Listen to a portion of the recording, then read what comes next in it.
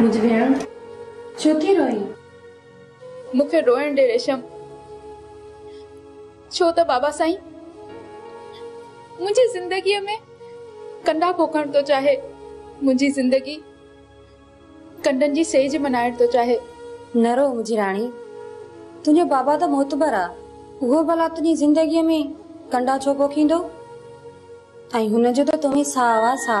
रेशम मां छा क्या बाबा साईं के की समझाया त मां शहमीर सा शादी हरगिज कोन कंदस। मां ही मुल्क छड़े हली वेंदस।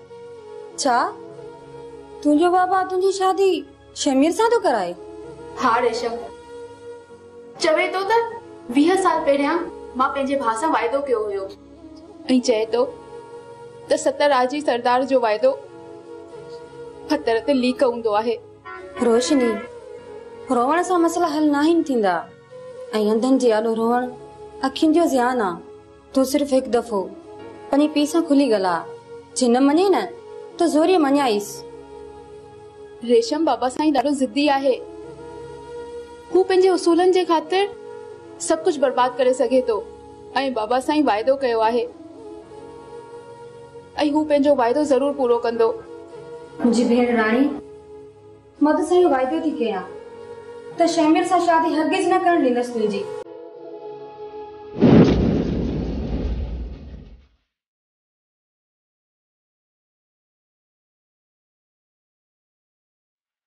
सर जी सर, बड़े मुंशी मोहम्मद भाई केसर करेगा। जी सर।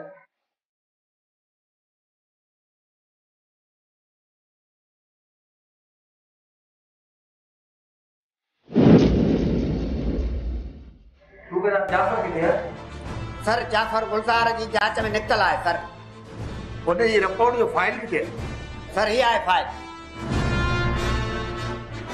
सर हाजी शरीफ जो छा क्यों हिकड़ी त साईं पघार बंदा यो त साहब हाजी शरीफ असांजी मानी खाई तो वने, नहीं केर छडाण तो अचे, नहीं को मुलाकात तो अचे, रस्ता त जी सर फथा। हां गाल बुधो, हाजी शरीफ के 13 डी में चालान करे छे साहब को वडो कलम हणोस पियो सॼी उमिरि जेल में लोड़े। मां तो का सलाह वरती जा न सर, कोई मां जी चवाए दो ये वनी कर। Okay sir. इन जो मतलब त गुलजार जिंदा है ऐं पंहिंजो इलाज कराए रहियो आहे।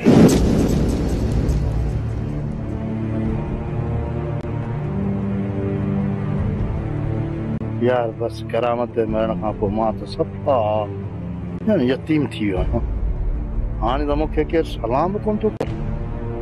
हिकु बंगल खाने आहे जंहिंजो ताक़ ते वञी थो सुख जो साह थो खणा, पर उते बि साजिद सो मूंखे ॾिसे त मूड ख़राब थो थिए। मूंसां ज़ुल्म रंग फ़कीर कयो हिन बाबू पीर करामत खे न मारे हां त अॼु मां ॿाहां लोॾे पियो घुमां हां।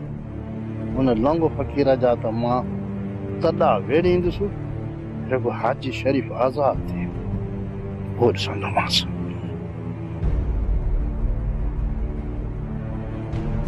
अॼु ॿियो ॾींहुं थियो आहे मुंहिंजो वात पटियो पियो आहे। अॼु ॿियो ॾींहुं थियो आहे मुंहिंजो वात पटियो पियो आहे। अॼु ॿियो ॾींहुं थियो आहे मुंहिंजो वात पटियो पियो आहे। अॼु ॿियो ॾींहुं थियो आहे मुंहिंजो वात पटियो पियो आहे। अस्सलाम वालेकुम नबू कमदार। वालेकुम सलाम, वालेकुम सलाम, वालेकुम सलाम। सलामड़ो थियो हाणे नबू कमदार कलामड़ो थी वञे। कोन बचसा दर्द तॾे विच रो रो मर वेसा। कोन बचसा आपई सुणसी कैसे दे चढ़ी पई नबू कमदार। ओ कबूतर खुदा के मन जान चल मुझे यार ऐं पहिरीं परेशान आहियां। लबू कमदार कॾहिं पहिरीं परेशान जो हींअर ॾिसी पियो मुंहिंजी जान छॾे कंहिं ॿिए कंहिंजी पहाड़ पट वञी यार। बाबा वञ वञ वञ महिरबानी कर। नबू कमदार कबूतर वटि हर परेशानी जो मसलो आहे। तू मूंखे ॾहड़ी ॾे वो तू मुखे वेही मसला बुधा मसला तुझा मां हल थो करे छजा गुटको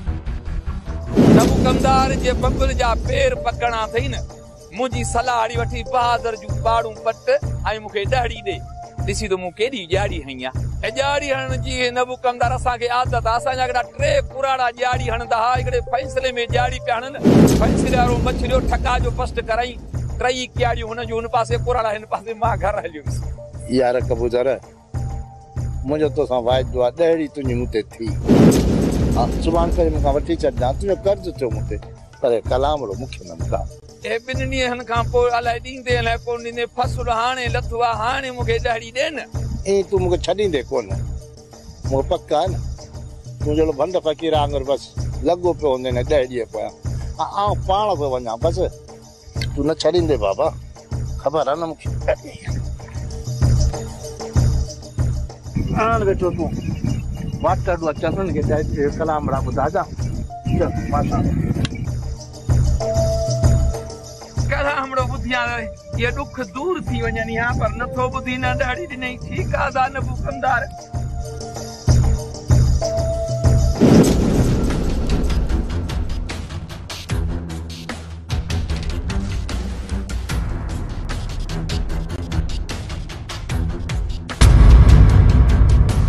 बिनी के तो साल है तो मुझे पुत्र दे टिंडड़ी तू चढ़न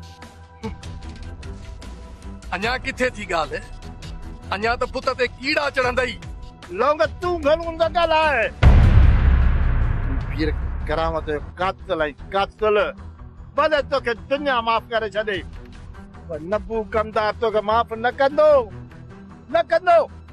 तो कदी साथ न मुके पुत्र ते टिंडड़ी तू चढ़न वडे में वडा दुश्मन आई पई है मुजा अजतरो शाह जमान मुजा दुश्मन है वडा वडा दुश्मन तई है मुजा अरे कारा टिंडण तोते असा जी अखी कोन थी बुरे तुजी दुश्मनी असा के शा कदी अले ले हुसनी तो तू मुके जई तू तो पुछनी धक्का दो बुधी दे 3 किलोमीटर परे तो भजियो पर ही तो एना कदा कढो तो वती एडी मुके कावड़ा ता बिनी ते नाग पंजे वेर छडे सके वतो पर नंबू कमदार पंजे वेर न छडींदो है अरे तू जी कावड़ अद बुकान ट्रिपंदी तो असा के छा कदे तू घर जो वधियल भाती आई मां तो के बाकी वक्त ते बुधाइंदो सही लंग आऊं छातो करे सगाई तोखे जेके न ढगा कहणा हुजन असा जा उहे काहे वन जाए तो जो पीर करामत असा के कुछ को न कर सकियो तू छा कदे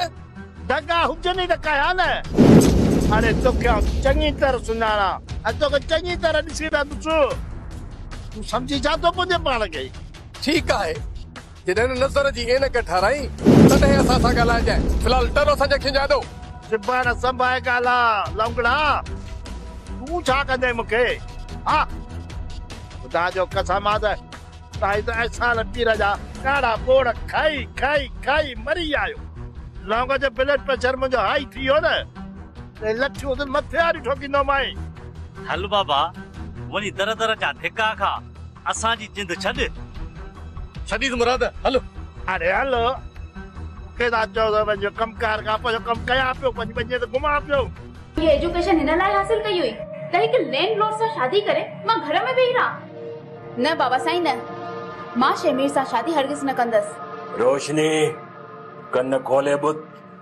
मता इन गाल के मजाक समझी मां जेका गाल कंदो आ वो पूरी कंदो आ मां जो कोल कयो आ वो पूरो कंदुस छो त मां कोल जो सच्चो ही वायदे जो पक्को माण्हू आ ई गाल बुत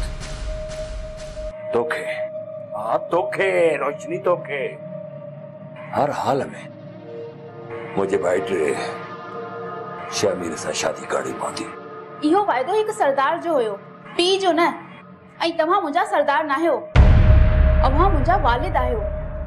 खुदारा हिकु सरदार थी न बाबा साईं हिकु पीउ थी करे फ़ैसिलो कयो। फैसलो थी चुको आहे। मां फैसले तो कॾहिं बि न फिरंदो आहे।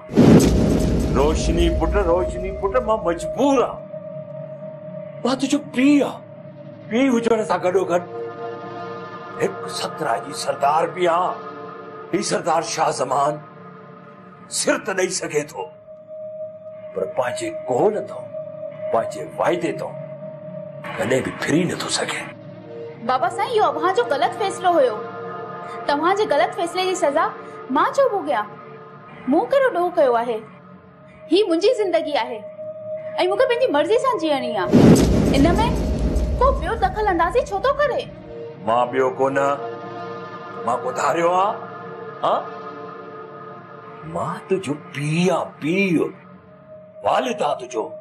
तोखे पढ़ाए लिखाए वॾो कयो, वधीक तालीम हासिल करण जे लाइ तोखे ॿाहिरि मोकिलियो, छो त तालीम इंसान खे इंसान बणाईंदी आहे। ऐं तोखे थी छा वियो आहे? केॾां वियो तुंहिंजो शऊर? केॾां वई तुंहिंजी उहा तालीम? केॾां वई उहा मुंहिंजी परवरिश? हाँ? जवाब दे, चुप छो आई? आई एम सॉरी बाबा साईं। मां तव्हांखे पहिरियां ई ॿुधाए चुकी आहियां त ही मुंहिंजी ज़िंदगी आहे, मुंहिंजी ज़िंदगी।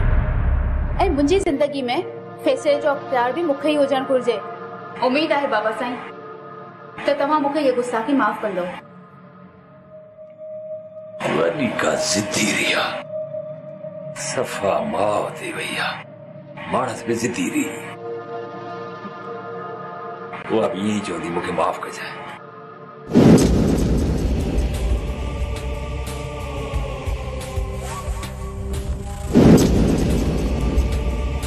वैसे बादशाह जो ख़ैर हुजे बि ख़ैर कमदार नबू।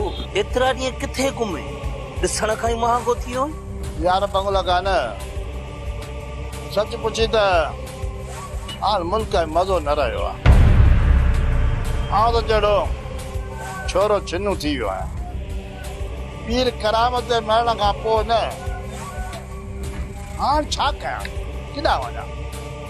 अचां तो तोॾे तो तुआरे न पुट साजिद नालो छा त ने थी बिगड़ियो थो वञे। वञां तो शमीर ॾे कयो के छा नालो अथसि हाशिम, उन जूं अखियूं ख़राब थी वञनि। हाणे छा कयां? पोइ बसि केॾी महिल होॾां फिरसर कंदो थो वञा। कमदार तूं वॾी कम जी शइ, मां त तोखे इहा सलाह ॾींदुसि त तूं मूं वटि रही, मूं वटि छो थो रही पई? साजिद नौजवान रत आहे, पर मां हुनखे सम्झाए छॾींदुसि।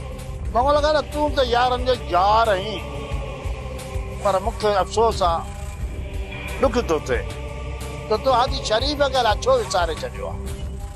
कमदार नबू, हाजी शरीफ़ सफ़ा बेकार माण्हू आहे। बहादुर शादी करे छॾी, कुझु बि न कईंसि। न बंगला का न, इहा तुंहिंजी सोच सही न आहे। कॾहिं कॾहिं बेकार शयूं बि कमु ॾेई वेंदियूं अथई। जे बहादुर जे रंधिणे में रोलो विझणो अथई त हाजी शरीफ़ खे फौरन आज़ाद करा, छो त बहादुर पंहिंजो दुश्मन आहे। हुनखे सुख जो साह खणण न ॾींदासूं। इहो त को मसइलो ई कोन्हे। जे मां चाहियां त हाजी शरीफ़ जी हिकिड़े ॾींहं में ज़मानत थी वेंदी त पोइ यार वारो कर न। तुंहिंजे लाइ को मसइलो कोन्हे, ज़मानत कराईंदी न, गॾियूं को बंभोर खे पायूं। तूं खणी चई थो हाजी शरीफ़ जी वाहर कयूं था। अजल माना बहादुर ख़ुशि थो ॾिसां न त मुंहिंजे पुट सचमुच त टिंडियूं थियूं चढ़नि। ठीकु आहे, हलिया पहिरीं चाह पियूं, पोइ शहर हली हाजी शरीफ़ जी ज़मानत करायूं था। हारे त बगल चाह पियूं था, भाई पोइ आम से दरिया पार चौथे तरफ़ दोस्त लाइ वेंदियूं आहे। हलो आज़ाद मिलो, हलो चाह त प्यार हलो।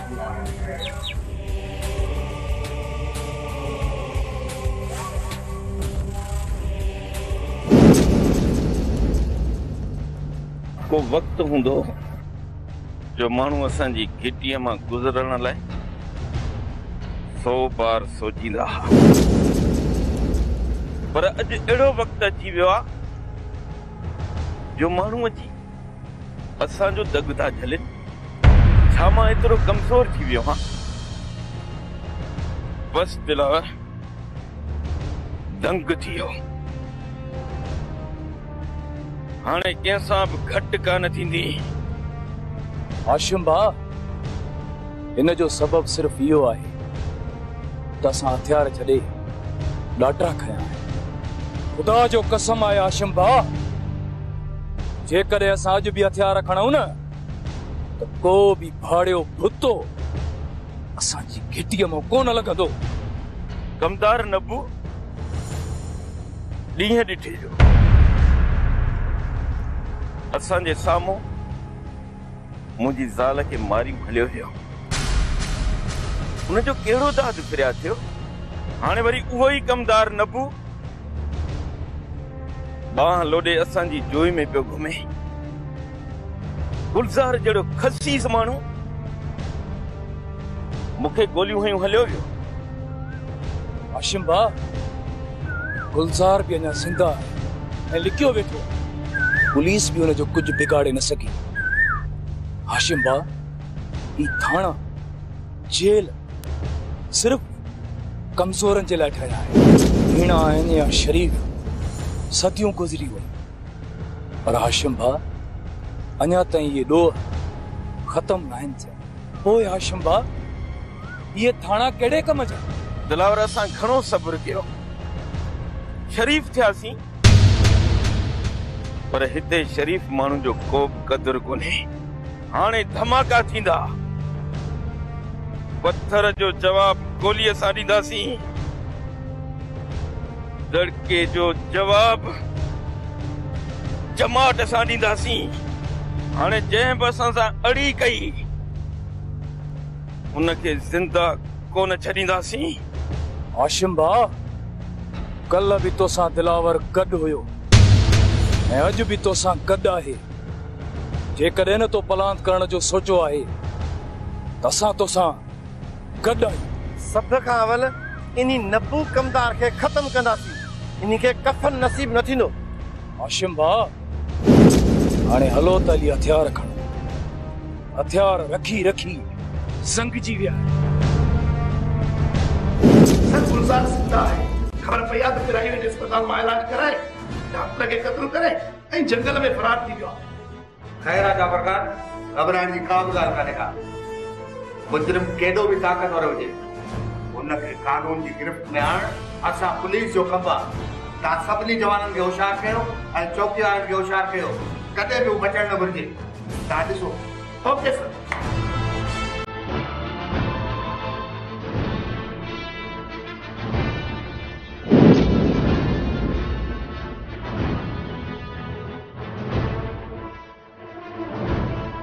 सूबेदार सुखिया, हाजी शरीफ जी ज़मानत थी वई आहे। कोर्ट ने ज़मानत करे छॾी आहे। ज़मानत है कागज़ हाजी शरीफ खे आज़ाद कयो।